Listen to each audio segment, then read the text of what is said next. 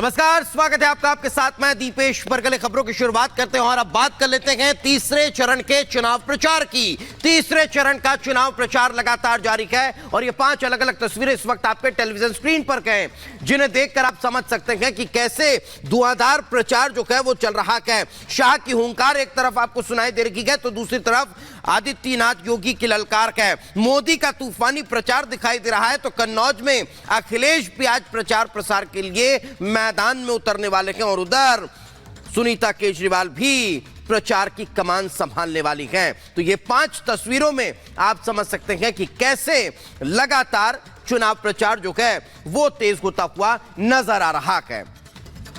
इससे तरह बात कर लेते हैं प्रधानमंत्री नरेंद्र मोदी के ताबड़तोड़ चुनावी दौरों की। तो आज प्रधानमंत्री नरेंद्र मोदी मध्य प्रदेश, गोवा के साथ साथ कई और राज्यों का दौरा करने वाले हैं। आपको जानकारी दें, एक के बाद एक ताबड़तोड़ रैलियों को प्रधानमंत्री नरेंद्र मोदी संबोधित करेंगे। महाराष्ट्र, गोवा और मध्य प्रदेश में रैलियों को संबोधित करने वाले हैं। उधर कोल्हापुर, दक्षिण गोवा और धार में प्रचार होगा। तो ये बड़ी खबर, प्रधानमंत्री नरेंद्र मोदी के मेगा प्रचार प्रसार की तस्वीरें भी आप देख पा रहे हैं कि किस तरह से जहां जहां प्रधानमंत्री जा रहे हैं वहां वहां बड़ी संख्या में लोगों का हुजूम देखने को मिल रहा है। ये 2 तस्वीरें तीसरे चरण का रण और विपक्ष पर करारा वार प्रधानमंत्री नरेंद्र मोदी का लगातार जारी है। इन 2 तस्वीरों के जरिए आप लगातार समझ सकते हैं कि कैसे एक के बाद एक ये दौरे कार्यक्रम जारी हैं और दौरों के साथ ही प्रधानमंत्री नरेंद्र मोदी विपक्ष पर प्रहार कर रहे हैं। तो लोकसभा चुनाव में 2 चरणों का मतदान संपन्न हो चुका है। एक तरफ बीजेपी बम पर जीत का भरोसा जता रही है तो दूसरी तरफ इंडी गठबंधन सत्ता में वापसी के दावे कर रहा है। भीषण गर्मी में मतदान प्रतिशत भले ही कम दर्ज किया गया हो, लेकिन तीसरे चरण में प्रचार का शोर बदस्तूर जारी है।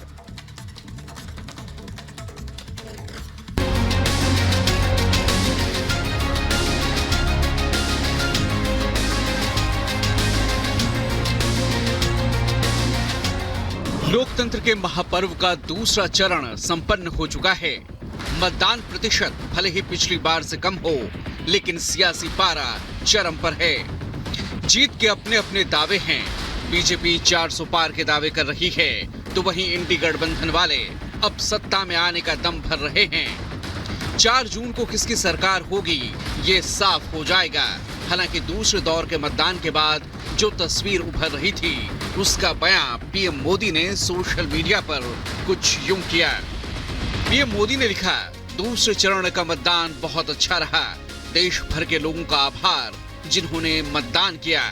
एनडीए को मिल रहा समर्थन विपक्ष को और भी निराश करने वाला है।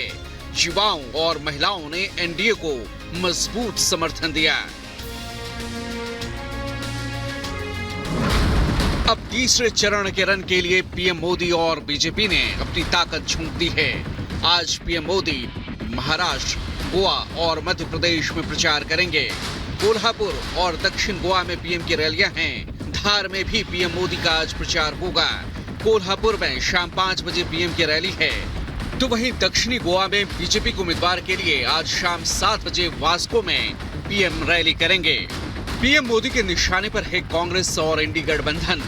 मैनिफेस्टो, मंगलसूत्र, मुस्लिम तुष्टीकरण, परिवारवाद और भ्रष्टाचार जैसे तमाम मुद्दों पर पीएम मोदी ने कांग्रेस पर जबरदस्त सियासी प्रहार किया है। अब ईवीएम पर सुप्रीम कोर्ट के फैसले के बाद भी पीएम मोदी ने करारा प्रहार किया। देश की सर्वोच्च अदालत ने, सुप्रीम कोर्ट ने ऐसा करारा तमाचा मारा है, ऐसा करारा तमाचा मारा है, ये अब मुंह ऊंची करके देख नहीं पाएंगे। पीएम मोदी ने दूसरे चरण से पहले विपक्ष, खासकर कांग्रेस को मुस्लिम तुष्टीकरण और ओबीसी आरक्षण के मुद्दे पर घेरा। विरासत टैक्स के रूप में कांग्रेस अपनी जो खासम खासस वोट बैंक होगी, आरजेडी की अपनी जो खासम खास वोट बैंक होगी, ये जो आपका लूट लेंगे वो उनको बांट देंगे। और इसलिए एक स्वर से देश कह रहा है, कांग्रेस की लूट जिंदगी के साथ भी, जिंदगी के बाद भी। पीएम मोदी के अलावा आज बीजेपी के कई दिग्गज तीसरे चरण के लिए प्रचार की कमान संभालेंगे। गृह मंत्री अमित शाह आज गुजरात में ताबड़तोड़ प्रचार करेंगे। गुजरात के पोरबंदर, भरूच, पंचमहल में गृह मंत्री शाह की चुनावी रैलियां हैं। वडोदरा में शाम 4:30 बजे अमित शाह का रोड शो होगा। गुजरात में 7 मई को सभी सीटों पर तीसरे चरण में मतदान होने हैं। 70 साल से कांग्रेस पार्टी धारा 370 को अपने अनौरस बच्चे की तरह संभाल कर बैठी थी। इसके कारण आतंकवाद बढ़ता था, कश्मीर के अंदर तिरंगा नहीं लहराया जाता था। मोदी जी ने 5 अगस्त 2019 को कश्मीर से धारा 370 को समाप्त। मैनिफेस्टो को लेकर पीएम ने कांग्रेस पर करारा प्रहार किया था। अब यूपी सीएम योगी आदित्यनाथ ने भी मैनिफेस्टो को लेकर कांग्रेस पर करारा प्रहार किया और गोकशी पर सवाल उठाए। सीएम योगी आज यूपी में ताबड़तोड़ प्रचार करेंगे। हाथरस, फिरोजाबाद और औरैया में सीएम योगी की रैलियां हैं। कांग्रेस ने अपने घोषणा पत्र में 2 बातें और कही हैं। विरासत टैक्स के साथ साथ उन्होंने एक बात और कही है। उन्होंने कहा है अल्पसंख्यकों को उनकी पसंद की खाने की स्वतंत्रता देंगे, यानी वह गौकशी कराने का खुली छूट देंगे। क्या आप गौकशी को छूट देंगे क्या? 13 राज्यों की 88 सीटों पर दूसरे चरण में जो मतदान संपन्न हुए, उनमें यूपी की 8 सीटों पर 54% मतदान हुआ। मध्य प्रदेश की 6 सीटों पर 56%, राजस्थान में 13 सीटों पर 62%, बिहार में 5 सीटों पर 54.4%, जम्मू कश्मीर के 1 सीट पर करीब 70% मतदान हुआ, तो वहीं महाराष्ट्र के 8 सीटों पर करीब 54%, पश्चिम बंगाल में 3 सीटों पर 72%, छत्तीसगढ़ में 3 सीटों पर 73%, कर्नाटक में 14 सीटों पर करीब 65%, तो वहीं असम में 5 सीटों पर करीब 71%, केरल में 20 की 20 सीटों पर करीब 63% मतदान हुआ, तो वहीं मणिपुर और त्रिपुरा में 1-1 सीट पर 78% और 79% मतदान दर्ज किया गया।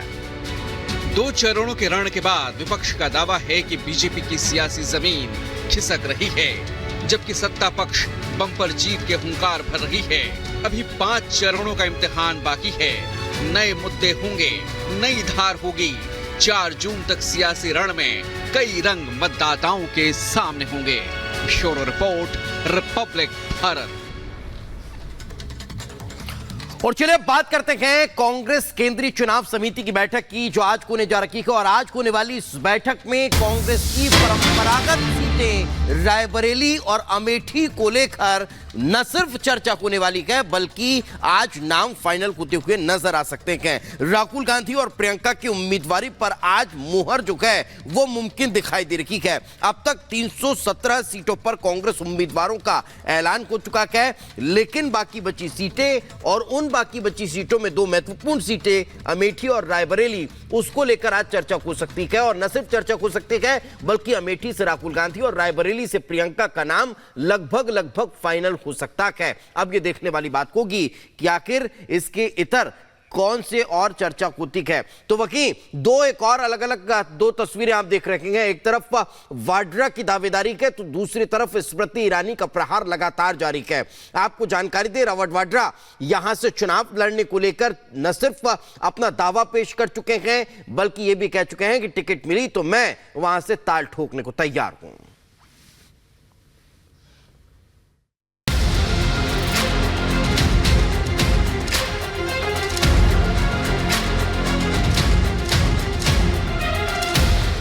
गांधी परिवार का गढ़ कही जाने वाली अमेठी और रायबरेली सीट से कौन चुनाव लड़ेगा, ये आज शाम साफ हो जाएगा। कांग्रेस की केंद्रीय चुनाव समिति की आज होने वाली बैठक में दोनों सीटों पर उम्मीदवारों के नाम पर मुहर लग जाएगी। लेकिन जो खबरें सियासी गलियारों से छनकर सामने आ रही हैं, उनके मुताबिक अमेठी से राहुल गांधी और रायबरेली से प्रियंका गांधी का चुनाव लड़ना तय है। 2024 लोकसभा चुनाव में अगर सबसे ज्यादा सस्पेंस किसी सीट पर है तो वो है अमेठी। वो अमेठी जो राहुल गांधी और स्मृति ईरानी के रण की सबसे बड़ी गवाह रही है। वो सीट जिसे कांग्रेस से छीनना बीजेपी ने अपना मिशन बना लिया था। बीजेपी ने स्मृति ईरानी पर एक बार फिर भरोसा जताया है और स्मृति ईरानी अमेठी में ताबड़तोड़ प्रचार में जुटी है। अमेठी में स्मृति के निशाने पर राहुल तो हैं ही, अब वो रॉबर्ट वाड्रा को भी निशाने पर ले रही हैं। स्मृति ने राहुल को लापता सांसद बताकर हाल ही में तंज किया था, तो वहीं वाड्रा की चुनाव लड़ने की इच्छा जताने पर जगदीशपुर के किसानों को अपनी जमीन के कागजातों को संभाल कर रखने की ताकीद भी दी थी। औरत का भी ब्याह हो तो वो अपना मायका नहीं छोड़ती है, मायके का सम्मान रखते हैं, ससुराल जाती है। लेकिन राहुल जी तो पूरा अमेठी छोड़ दिए। अब वायनाड में वोट पड़ेगा, उसके बाद आएंगे। स्मृति ईरानी अमेठी से मौजूदा सांसद हैं, लेकिन अमेठी के आंगन में अचानक जीजाजी का नाम गूंजने लगा है। अमेठी की सड़कों पर रॉबर्ट वाड्रा के पोस्टर दिखाई देने लगे हैं, जिस पर लिखा है, अमेठी की जनता की पुकार, रॉबर्ट वाड्रा अब की बार।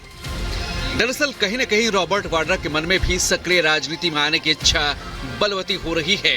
रॉबर्ट वाड्रा ने इस दौरान अमेठी की सांसद स्मृति ईरानी को भी कटघरे में खड़ा करते हुए कहा कि जो वादे किए गए थे वो पूरे नहीं किए गए। स्मृति ईरानी जी जो सांसद है वहाँ की, वो जो वादे किए थे वो पूरे नहीं किए। लोग बदलाव चाहते हैं और ये बदलाव का समय है और वो देख रहे हैं राहुल और प्रियंका की जितनी मेहनत है वो उसको समझ रहे हैं और वो बदलाव है और वो गांधी परिवार के साथ है। अब सवाल ये है कि क्या रॉबर्ट वाड्रा अमेठी से चुनाव लड़ने की तैयारी कर रहे हैं, क्योंकि बीजेपी ने भी रॉबर्ट वाड्रा पर चौतरफा हमले शुरू कर दिए हैं। राहुल गांधी को कुछ आए या ना आए, उनके जीजा जी के मुख से मैंने जगदीशपुर का नाम जरूर सुन लिया है। इसलिए जगदीशपुर की जनता तो सावधान हो जाए। अगर जीजा जी को जगदीशपुर सुरेश ध्यान में आ गया है, इसका मतलब एक एक गांव, एक एक घर, एक एक व्यक्ति अपना खेत का कागज छुपा ले। सियासत में